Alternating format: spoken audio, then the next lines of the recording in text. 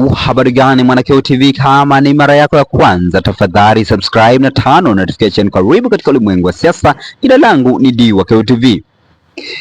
Mjumbe wa halmashauri kuu Chadema Mheshimiwa Godbless E.J. Lema amemjibu meya wa Kinondoni ambaye anasema kwamba wamiliki wa swimming pool tunawatungia sheria waanze kulipia kodi.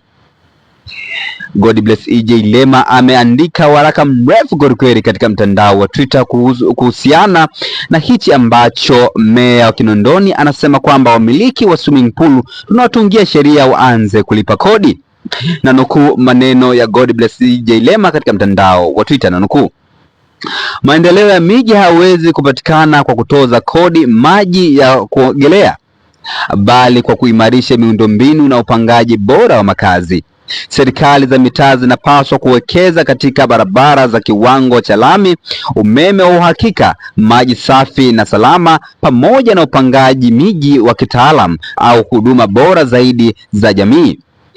Miundombinu bora huongeza thamani ya ardhi na majengo, na hivyo huvutia uwekezaji wa nyumba za kisasa na bora. Kadri thamani ya mali inavyoongezeka ndivyo mapato yatakavyotokana na kodi ya majengo, yani proper tax, yanaongezeka bila kulazimisha viwango vipya vya kodi. Nyumba zenye ubora wa juu zikiwemo zenye huduma za ziada kama swimming pool huwa na thamani kubwa zaidi sokoni, na hivyo kulipa kodi kubwa, yani property tax, kulingana na thamani ya mali na hata hati ya bima. Hii ni njia endelevu ya kuongeza mapato ya halmashauri kwa misingi ya ukuaji wa uchumi badala ya kutoza kodi ya maji ya kuogelea.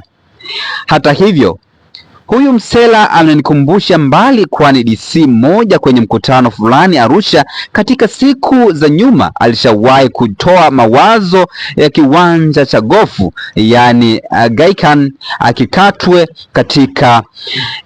katikati ili machinga waweze kupata eneo la kufanyia biashara. Yeye alikuwa anajua kuwa kiwanja cha gofu ni eneo la wazi ambalo wazee huwa wanatembea tembea tu. Ni bahati ilikuwepo, vinginevyo walikuwa wana lengeta galkatisha. Hayo ni maneno ya Godbless E.J. Lema ambayo ameandika katika mtandao wa Twitter. Una maoni gani kwa hichi ambacho Godbless E.J. Lema ameandika katika mtandao wa Twitter? Tafadhali shusha maoni yako katika sehemu ya comment section, akinukuu maneno ya meya wa meya wa Kinondoni ambaye alitoa mawazo yake kwamba wamiliki wa swimming pool tutawatungia sheria waanze kulipa kodi. Maoni yamekuwa ni mengi kweli katika eneo la kuandika maoni. Wa kwanza anaitwa Athmani Mwinyi, anasema huyu jamaa anajua kuwa mahoteli yako na kodi zaidi ya 50 zikiwemo za Basata, Fire, Conference etc. Ukichaji gym inakusanya vitu vingi. Sasa wanataka watu wa gym walipe pia swimming pool. Sijui kama unajua kuogelea huyu meya. Lakini Musa anasema what does golf save? Kipo karibu na mji. This is no time to pay golf mzee.